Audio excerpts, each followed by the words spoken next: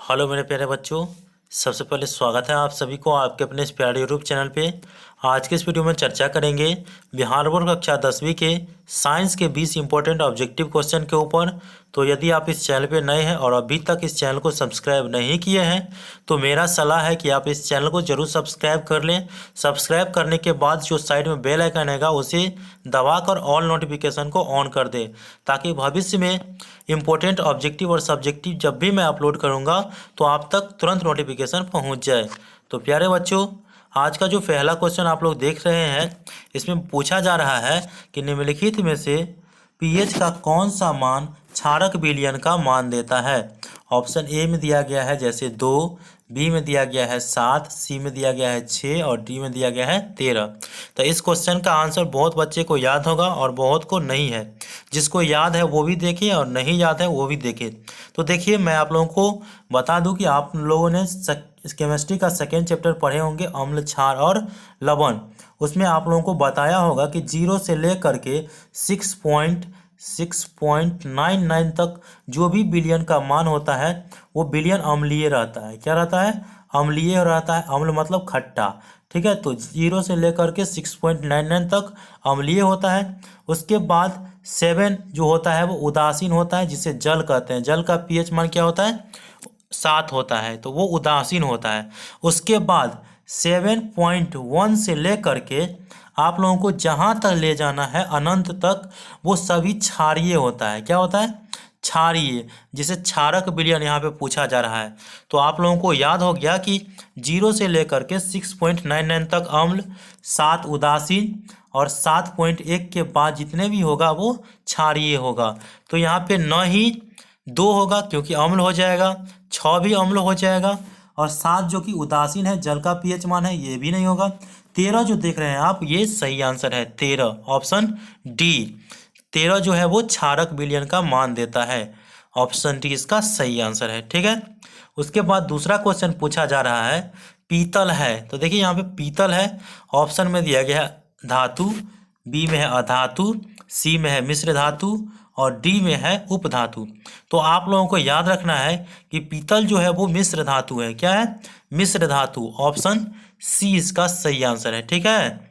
उसके बाद तीसरा क्वेश्चन आप लोगों से पूछा जा रहा है कि निम्न में से कौन आयनिक यौगिक है।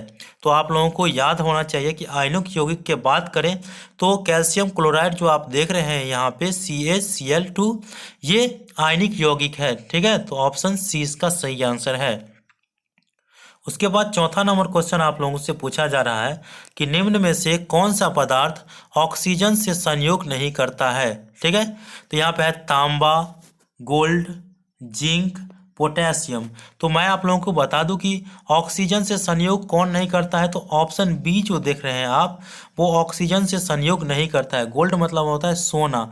सोना पर जो है वायु का प्रभाव नहीं पड़ता है, वो जंग भी नहीं लगता है इसमें, इसीलिए ये गोल्ड जो है वो ऑक्सीजन से संयोग नहीं करता है, अभिक्रिया नहीं करती है। तो ऑप्शन बी इसका सही आंसर हो जाएगा, गोल्ड अर्थात सोना। उसके बाद पांचवा नंबर क्वेश्चन पूछ रहा है कि सरलतम हाइड्रोकार्बन है। यहाँ पे जैसे देख सकते हैं कि मीथेन, इथेन, प्रोपेन, ब्यूटेन। तो आप लोगों को याद रखना है कि सरलतम हाइड्रोकार्बन जो होता है वो मीथेन होता है। क्या होता है? मीथेन, जो कि ऑप्शन ए में आप लोग देख रहे हैं। तो ऑप्शन ए इसका सही आंसर हो जाएगा, सरलतम हाइड्रोकार्बन मीथेन है। उसके बाद 6 नंबर क्वेश्चन पूछा जा रहा है, कार्बन हाइड्रोजन से संयोग कर बनता है। देखिए, कार्बन जो है वो हाइड्रोजन से संयोग करके क्या बनता है ये पूछ रहा है। जैसे यहाँ पे आयनिक यौगिक, बी में है हाइड्रोकार्बन, सी में है हेलोजन और डी में है अम्लराज। तो आप लोगों को याद रखना है कि कार्बन जो है वो हाइड्रोजन से संयोग करके हाइड्रोकार्बन बनाता है। क्या बनाता है? हाइड्रोकार्बन। ऑप्शन बी इसका सही आंसर है। उसके बाद 7 नंबर क्वेश्चन है, वायुमंडल में CO2 अर्थात कार्बन डाइऑक्साइड गैस उपस्थिति है। तो देखिए, वायुमंडल जो हमारे वायुमंडल है इसमें पूछ रहा है कि कार्बन डाइऑक्साइड की गैस की उपस्थिति कितना है। तो आप लोगों को याद होगा कि नाइट्रोजन गैस जो है वो 78% है, और उसके बाद जो कार्बन डाइऑक्साइड गैस है वो 0.03% वायुमंडल में उपस्थित है। तो आप लोगों को याद रखना चाहिए। ऑप्शन सी इसका सही आंसर है। उसके बाद 8 नंबर क्वेश्चन पूछा जा रहा है, ओजोन के एक अणु में ऑक्सीजन के परमाणुओं की संख्या होती है। तो ये एमबीबीआई क्वेश्चन है, इसीलिए आप इसे जरूर याद रखें। और याद रखना है कि ओजोन के एक परमाणु में अणु के ऑक्सीजन के परमाणुओं की संख्या अगर पूछे तो आप लोगों को याद रखना है 3। कितना? 3। तो ऑप्शन सी इसका सही आंसर है। उसके बाद 9 नंबर क्वेश्चन पूछा जा रहा है कि आवर्त सारणी में कितने आवर्त होते हैं।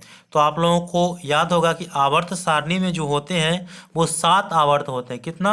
7 आवर्त होते हैं और 18 वर्ग होते हैं। तो आवर्त की बात करें तो 7 कहना है और वर्ग के बात करें तो 18 कहना है।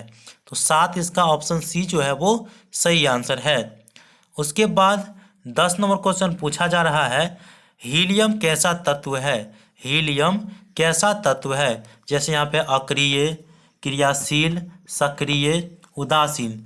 तो आप लोगों को इस क्वेश्चन का आंसर याद रखना है कि हीलियम जो है वो अक्रिय गैस है। कैसा? अक्रिय तत्व है, अक्रिय। ऑप्शन ए इसका सही आंसर है।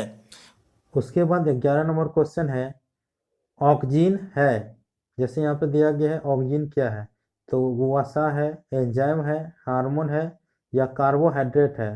तो आप लोगों को याद रखना है कि ऑक्सीजन जो है वो एक प्रकार के हार्मोन है। क्या है?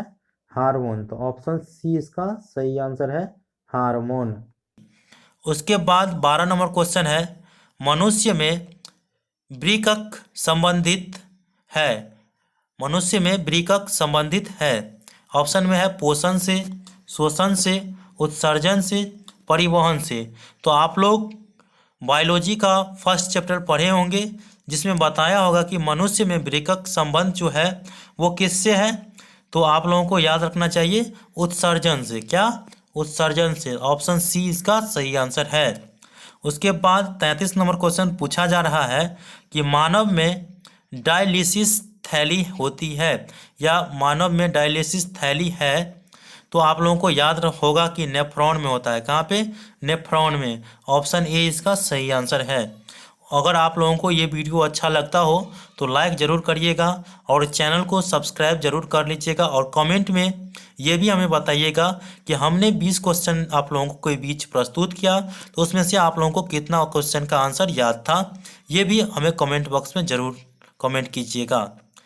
देखिए यहाँ पे अब अगला क्वेश्चन जो पूछा जा रहा है 14 नंबर क्वेश्चन, भोजन का पाचन किस प्रकार की अभिक्रिया है। यहाँ पे है उपचयन, संयोजन, अपचयन, विस्थापन।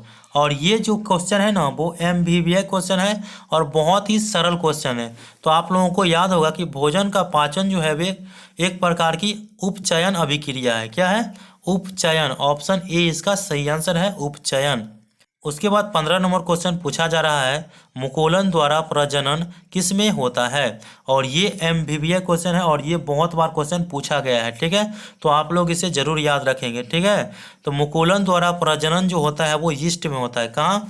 यीस्ट में। ऑप्शन बी जो है वो 100% सही आंसर है। इसीलिए आप इस क्वेश्चन को अच्छी तरह से याद रखें कि मुकुलन द्वारा जो प्रजनन होता है वो यीस्ट में होता है। कहाँ? यीस्ट में। ऑप्शन बी इसका सही आंसर है।